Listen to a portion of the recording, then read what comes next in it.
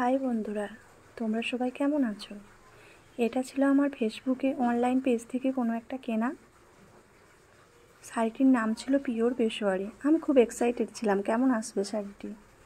সারাদিন ধরে ওয়েট করছিলাম, ফাইনালি শাড়িটা এসে পৌঁছালো। দিয়ে বরকে বললাম শাড়িটি ওপেন করার জন্য, আর আমি ভিডিও করছিলাম। ভাবছিলাম যে কেমন আসবে শাড়িটি।